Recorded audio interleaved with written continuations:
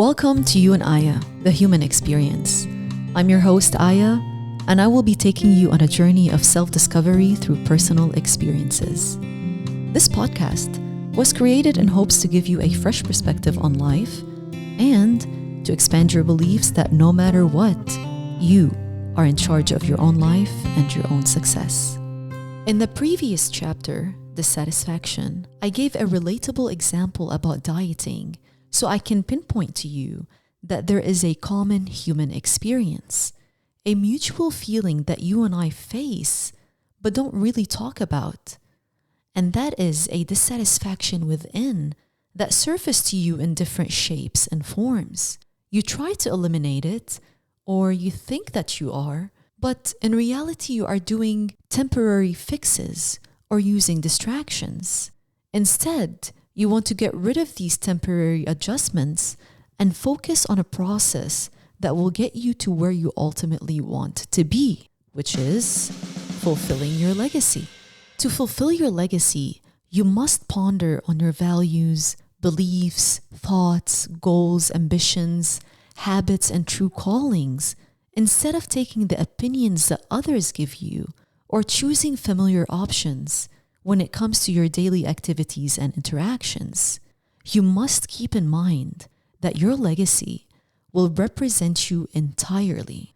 Imagine choosing a big sheet of fabric, something that feels and looks good to you. You then start to design a cutout of what you want it to be. From there, you start cutting out the pieces that will not fit into your design, depending on what your goal is. You slowly start weaving it together.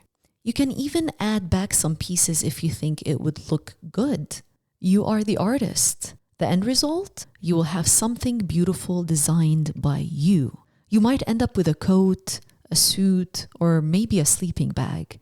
Whatever you want. You see, the big sheet of fabric represents your life. The feel and the look of it are your emotions, experiences, and perspective. The pieces you cut out of the design represent the false notions that you had to adapt for survival. They are the things that have been weighing you down. Weaving it together is taking initiative to bring your legacy together. As for adding back some pieces, might be because some of the things you did learn actually still resonate with you and you aren't ready to let them go. Maybe you just need some more space for growth, or just in case you want to redesign. The outcome is your legacy. So either start a new design or start redesigning what was given to you. And how do you do so? How do you apply these redesigns in your life? I'd have to say you start by becoming a better person. In other words, redesigning your core self, your actions, your thoughts, how you take charge of your emotions, how you approach things, how you deal with the unpleasant, how you redirect the uneasy and distressing situations that are thrown at you, your patience, the way you give love, how you treat people and yourself. It is all about you. These are the things you will leave behind for humanity to use. And these things will never be materialistic things. But truly, what are you offering humanity? What and how are you contributing? You want something fresh, something unique, not something that was handed down to you. The world needs you, and specifically, it needs you to start redesigning dated ideas and habits. Now, I know the term legacy might sound a bit grand, but what makes it so special is that it is yours to make it so. This legacy is your success. It is to accomplish something that you are most proud of, despite what others might think about it. You remember how I talked about the reasons of starting a diet and how it's different for you and I, right? Same thing with reaching your legacy. Your success, your individual definition of success will be different than mine. Just like the sheet of fabric that you're going to design or maybe redesign. To you, success is owning a shack on the beach and selling popsicles. But to me, it is to become a doctor. To you, it is to become a comedian. But to me, it's to be a teacher. To you, success is becoming a mother. But to me, it is to have a career without child responsibility. Whichever it might be for you, just be aware of what you truly want and not want it because others are doing it. The question is, what or who is holding you back from reaching your definition of success? What will you do to achieve it?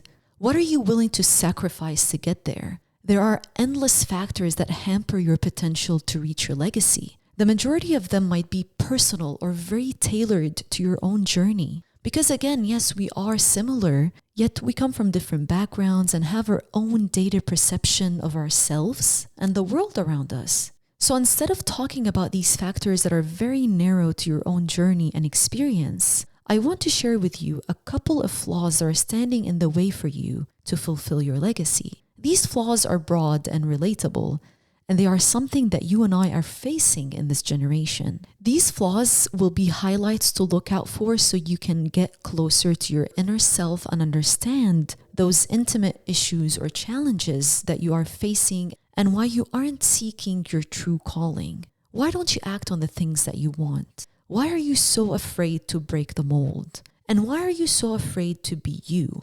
From what I have been observing lately, especially because of the constant use of social media and how it's influencing you, you are following the herd, the norm, or what you think is the norm.